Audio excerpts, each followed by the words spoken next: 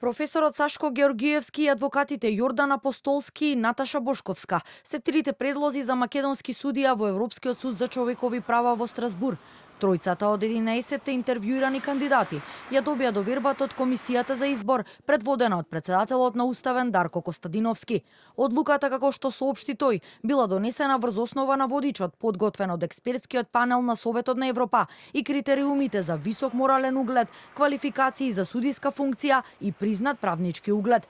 И покрај тоа што на огласот имаше и актуелни судии, според Костадиновски, согласно критериумите на Советот на Европа, приоритет имале уставни и врховни судии, наместо оние од пониските судови. Се гласало тајно за сите 11 кандидати поединечно. Двајца од избраните добиле по 5 гласа, 1-4. Доколку ние имавме врховен или уставен судија и не го предложевме, тогаш ќе требаше да дадеме многу дебело образложение.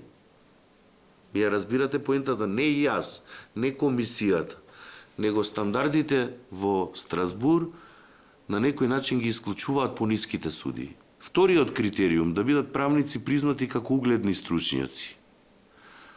Кај професорот Георгиевски тоа е неспорно. Двајцата адвокати, кои оваа комисија ги избра, имаат неспорно значајно искуство во областа на човековите права. До крајот на неделата или почетокот на следната, имињата ќе бидат испратени до експертскиот панел, кој ќе даде конечна оценка. По одговорот од таму кој од кандидатите го добил или не зеленото светло, комисијата ќе ја извести владата, која пак ќе треба да ги предложи имињата до комитетот при Советот на Европа. Председателот на Уставен информираше и дека комисијата ги почитувала препораките од Државната комисија за спречување корупција, која претходно имаше замерки за можен судир на интереси при изборот на кандидатите. Во случаите каде што беа прифатени препораките, мојата за професорот, јас не ни добив ливче за гласање, председателот на Граѓанскиот суд и председателката на Академија за случаите каде што беа засегнати од препораката на ДКСК, не ни добија ливче за гласање. Значи, процесот беше исклучително транспарентен.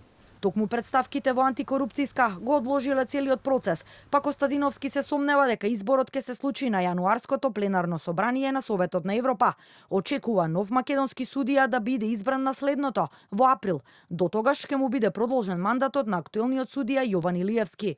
Ова е втор обид за да се изберат судии во Страсбур, откако владата летото кон крајот на јули го поништи претходниот избор, ја разреши старата комисија и формираше нова, составена од председателот на Уставен, заедно со председателите на Врховниот суд, Кривичниот, Граѓански, како и директорката на Академијата за судии и јавни обвинители.